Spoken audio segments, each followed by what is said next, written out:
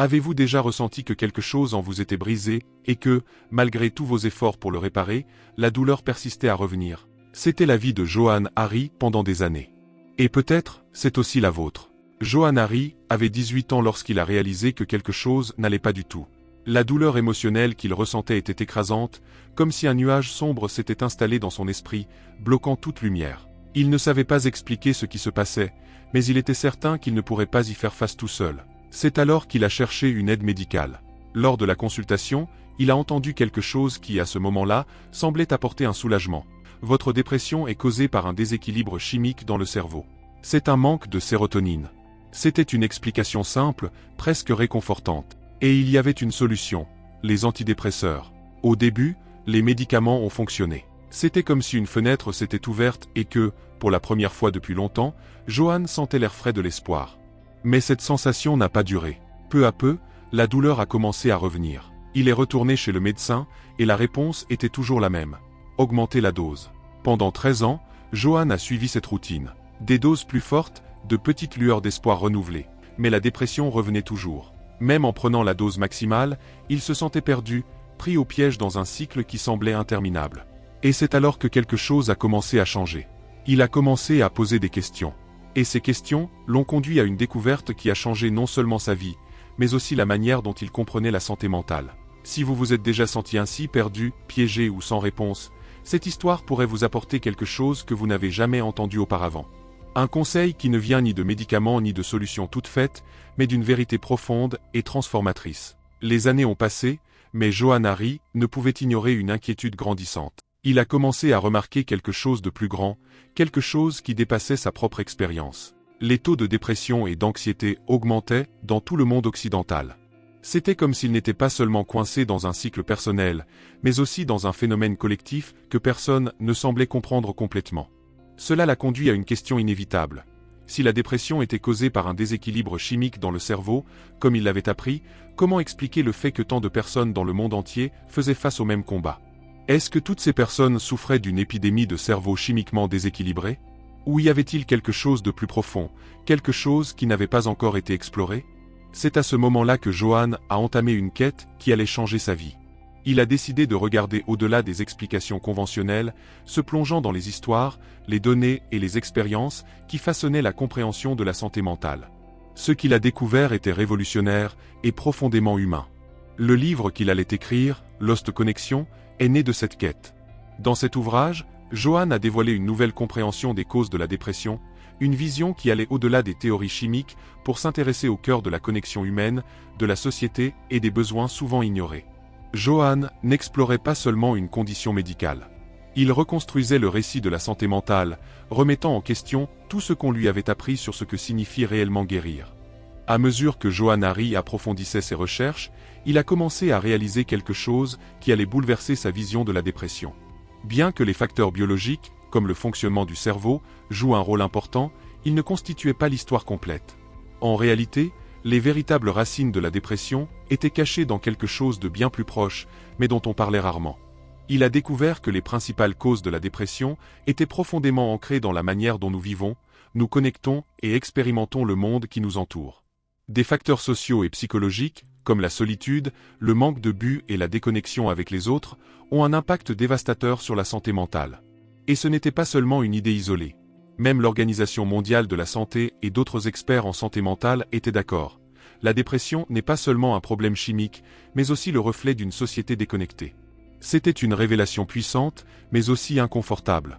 Si la dépression est largement façonnée par la manière dont nous vivons, cela signifie que nous ne faisons pas face uniquement à une crise individuelle, mais à un effondrement social. Johann s'est rendu compte que de nombreuses personnes, tout comme lui, étaient piégées dans une vie qui ne répondait pas à leurs besoins émotionnels les plus fondamentaux. Et le plus souvent, elles n'en étaient même pas conscientes. Cette nouvelle compréhension a mis en lumière une vérité difficile à ignorer. Pour guérir la dépression, il ne suffisait pas de traiter le cerveau. Il fallait traiter le cœur, les relations et la manière dont les gens se sentent connectés les uns aux autres et au monde. Alors que Johann Hari poursuivait ses recherches, un thème a commencé à émerger avec force, la solitude. Il a découvert que, parmi toutes les causes sociales et psychologiques de la dépression, l'isolement était l'une des plus dévastatrices. Et les chiffres étaient alarmants. Des études montraient que, ces dernières décennies, les Américains perdaient quelque chose d'essentiel, des connexions significatives. De plus en plus de personnes rapportaient ne pas avoir d'amis proches sur qui compter en cas de crise. C'était comme si, dans un monde de plus en plus connecté technologiquement, les connexions humaines réelles disparaissaient. Johan a découvert une recherche fascinante du professeur John Cacioppo, qui révélait l'impact physiologique de la solitude.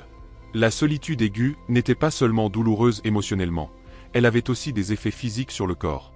Lorsque les gens se sentaient isolés, leur corps libérait des niveaux élevés de cortisol, l'hormone du stress. Ce processus était comparable à ce qui arrive à quelqu'un qui subit une agression physique. Autrement dit, la solitude n'était pas seulement un sentiment, c'était une menace pour la santé. Et, en regardant l'histoire de l'humanité, tout cela faisait sens. Pendant la majeure partie de notre existence, les êtres humains ont prospéré en vivant en tribu, entourés de personnes en qui ils avaient confiance et avec qui ils partageaient leur vie. L'isolement moderne, en revanche, contredit complètement nos instincts évolutifs. La solitude, pour nos cerveaux et nos corps, est perçue comme un signal de danger, une déconnexion qui va à l'encontre de la manière dont nous sommes faits pour vivre. Johan a réalisé que la solitude n'était pas seulement un facteur contribuant à la dépression. C'était une blessure invisible qui affectait des millions de personnes, intensifiant la douleur émotionnelle et créant un cycle difficile à briser. Cette découverte a soulevé une question cruciale. Comment pouvons-nous nous reconnecter dans un monde qui semble de plus en plus déconnecté ? Alors que Johan Hari explorait les racines de la déconnexion sociale, il est également tombé sur des solutions qui allaient au-delà des traitements conventionnels. C'est ainsi qu'il a découvert l'approche innovante du Dr Sam Everington, un médecin basé à Londres qui a décidé de défier le modèle traditionnel de traitement de la dépression. Au lieu de simplement prescrire des médicaments, le Dr Everington a commencé à faire quelque chose de différent. Il encourageait ses patients à s'impliquer dans des projets communautaires, une forme de reconnexion pratique et puissante. Un exemple marquant fut celui d'une femme souffrant de dépression sévère. Elle a rejoint un groupe dont l'objectif était de transformer une ruelle abandonnée en un jardin communautaire. Au début, elle était hésitante, mais avec le temps, quelque chose d'incroyable a commencé à se produire. Travailler dans le jardin ne lui a pas seulement donné une raison de sortir de chez elle, mais cela l'a également connectée à d'autres personnes. Ensemble, ils partageaient des histoires, riaient, travaillaient côte à côte et transformaient cet espace oublié en quelque chose de beau et plein de vie. Il ne s'agissait pas seulement de planter des fleurs, il s'agissait de planter de l'espoir. Les bienfaits étaient nombreux. D'abord, le sentiment de but qu'elle a redécouvert en collaborant avec d'autres personnes. Ensuite, l'exposition à la nature, quelque chose que la science a déjà prouvé être un puissant antidépresseur. Et peut-être le plus impressionnant, le soutien mutuel qui a émergé dans le groupe. Lorsque l'un des membres était sans abri, ils se sont unis pour l'aider à trouver un logement. Ce n'était pas seulement un projet communautaire, c'était un réseau de soutien réel et tangible. Cette idée de connexion sociale comme traitement a pris encore plus de poids lorsque Johan a découvert une étude norvégienne qui montrait que les programmes communautaires étaient plus efficaces que les antidépresseurs pour de nombreuses personnes. Cela a confirmé quelque chose qu'il commençait déjà à comprendre. Guérir la dépression ne concerne pas seulement ce qui se passe en nous, mais aussi la manière dont nous nous connectons avec le monde qui nous entoure. Ces exemples ont montré à Johan une leçon puissante. Parfois, ce dont nous avons le plus besoin pour guérir est exactement ce que le monde moderne nous a enlevé. Un but, une communauté et des connexions réelles. Alors que Johan Hari progressait dans ses recherches, il est devenu clair que la vie moderne ne faisait pas seulement obstacle à la connexion sociale, mais qu'elle échouait aussi à répondre à nos besoins psychologiques les plus fondamentaux. Et ces besoins sont aussi essentiels que de respirer. L'appartenance, le sens, le but et la reconnaissance. Il a réalisé que, pour beaucoup de gens, ces besoins étaient ignorés ou remplacés par des versions superficielles. Un exemple marquant venait des enfants.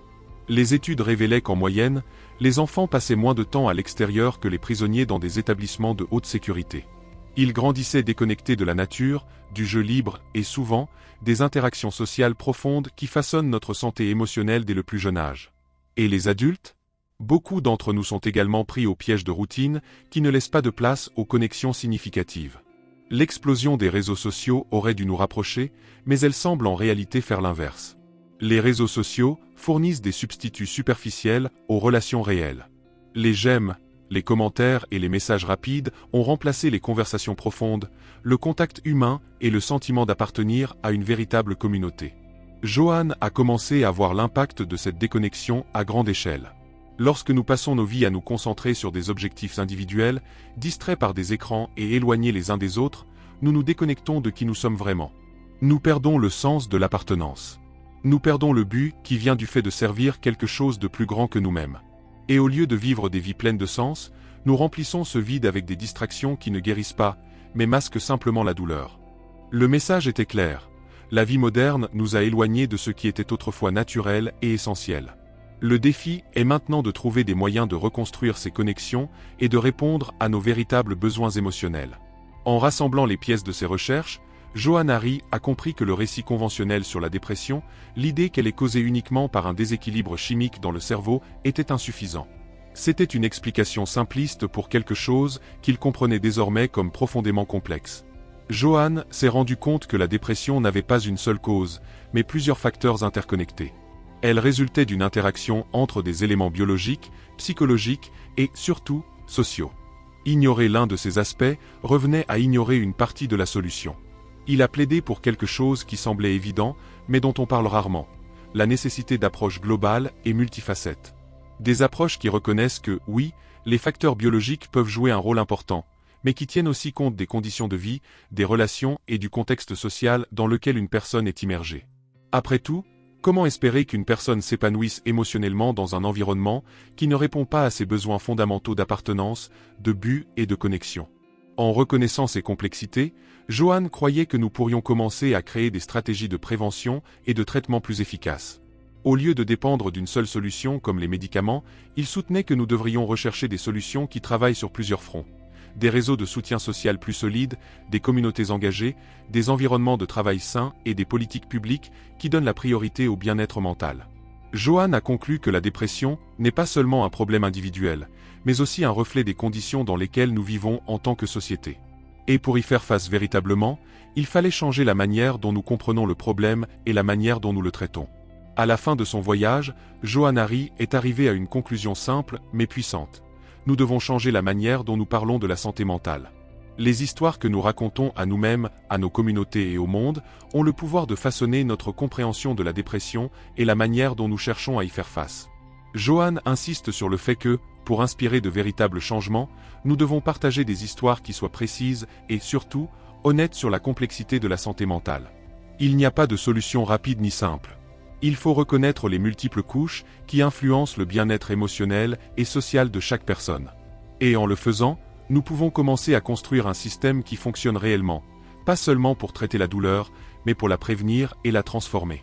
Il souligne également la valeur des outils qui rendent l'apprentissage accessible, comme Blinkist. Cette plateforme, qui distille des idées complexes en résumé clair, permet aux gens de comprendre des concepts fondamentaux et de transmettre ce savoir. Johann croit qu'en apprenant davantage sur nous-mêmes et sur le monde, nous ouvrons la voie à de nouvelles formes de connexion et de guérison. Plus que jamais, un appel à l'action est nécessaire. Johann nous invite tous à être acteurs de ce changement. Cela commence par écouter, partager et apprendre les uns des autres. Cela commence par reconnaître que la dépression est une expérience profondément humaine, liée à la manière dont nous vivons. Et avant tout, cela commence par reconstruire les liens qui nous unissent. Car, au final, la véritable guérison réside dans la connexion avec nous-mêmes, avec les autres et avec le monde. Dans un monde de plus en plus déconnecté, il est temps de repenser notre compréhension et notre manière de faire face à la dépression. Ce n'est pas seulement un déséquilibre chimique, mais le reflet de nos relations, de notre but et de notre façon de vivre. La solution ne réside pas dans les raccourcis, mais dans la création de connexions réelles et la satisfaction de nos besoins humains les plus profonds. La vidéo qui s'affiche maintenant à l'écran viendra compléter les connaissances que vous venez d'acquérir. À bientôt dans une prochaine vidéo.